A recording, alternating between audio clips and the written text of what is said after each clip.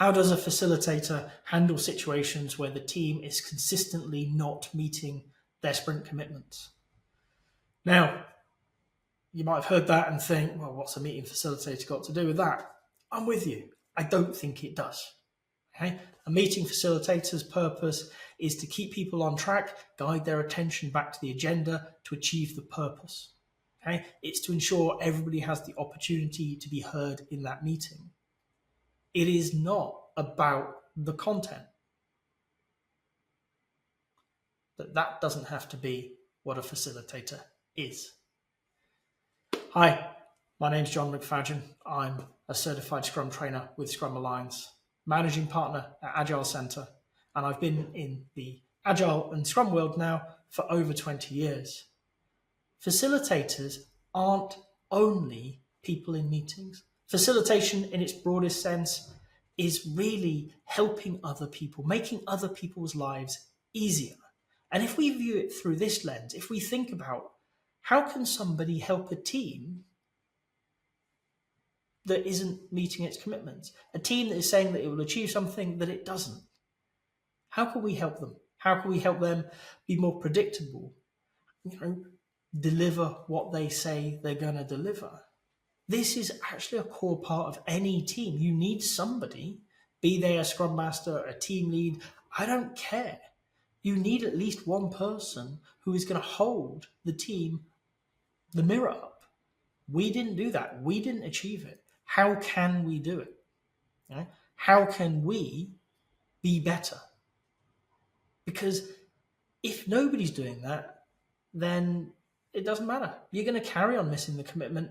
Nobody's going to trust you. I don't want to be there. I don't want to be with a team that wants to be there. I want to be working with people who have pride in their work. They have integrity. They have a work ethic. They want to be people who are known for doing what they said they would. And they're going to do everything in their power to achieve that.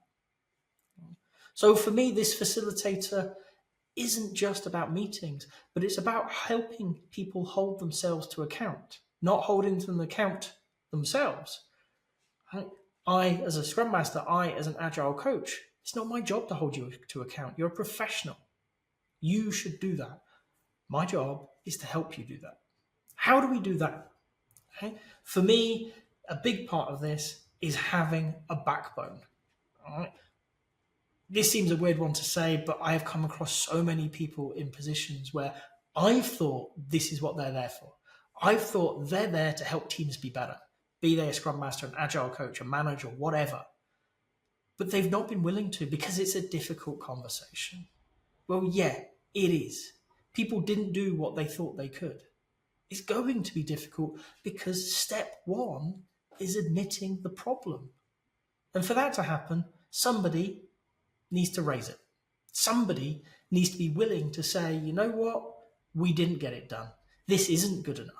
How can we be better? Right? I will drive that conversation forward if it's absent in a team, but I really want it coming from the team. I really want them to have the pride in their work to have actually said that. And if that pride's missing, what I'm going to do is raise it. And I'm going to work with that team over time so that I don't have to. Okay? I'm going to give them the tools. I'm going to help them understand that it is possible to have difficult conversations, maybe even, robust conversations as a team without it being the end of the world. I find in many cultures, we avoid conflict. We avoid even the simplest of difficult conversations because it feels uncomfortable, because we might upset somebody, because, yeah, I get it. Okay? I appreciate that. I have the same feelings that you do. But what I've learned over the years is what's worse is not having it, letting it fester, allowing the fact that this team isn't meeting its commitments, isn't doing what it said it would, sprint in, sprint out. That's going to be a bigger problem because you're eroding the trust in the team from all your stakeholders. They're going to stop listening to you. They're going to stop believing you. They're going to start thinking that you can't do what you said you would, that you don't want to, that you're lazy, that you're incompetent, that you're whatever that I hope is not true. Because they're not seeing any difference. They're not seeing you trying to be better. So for me, this is a coaching problem. Okay, if I was engaged with a team that wasn't hitting its sprint commitments, yes, I would ask difficult questions. Okay, why didn't we do that? What made us think we could? Right?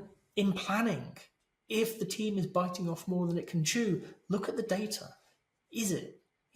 Is its capacity based on yesterday's weather or velocity or whatever you want to call it, or however you want to work it, less than it thinks it is? And if so, why does it believe it can do more? What is it about this sprint that they're going to defy the data? Have that conversation. Some people won't like it. Okay. Nobody's going to get hurt by it. Okay? Have the conversation. Hold them and help them hold themselves to understanding that this stuff matters. This is professionalism at its core. Saying you will do something and doing it to the quality that you agreed to, your integrity, your pride in your work.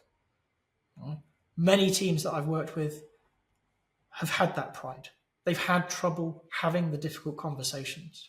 So be the person that helps them have the conversation. Be the person that helps them understand that conflict isn't unhealthy. It isn't something to avoid. In fact, it's something to harness. Because in that conflict, there is potential for improvement. You're going to get better at having different conversations. You're going to learn that you can disagree about things, about how the team works, without falling out with your friends, without not being able to collaborate and continue forwards together. You're going to learn better ways of solving problems. And as a team, you're going to learn how to manage conflict. And this is one of the big differentiators between a truly high-performing team and many of the teams that we see. It's not that they don't have conflict. It's that they've learned how they, as a group of people, best manage it, how they harness it for an advantage. This is what a facilitator is going to be doing, is helping the team be better, have an easier life by facing into and accepting that the reality is not necessarily where they want it.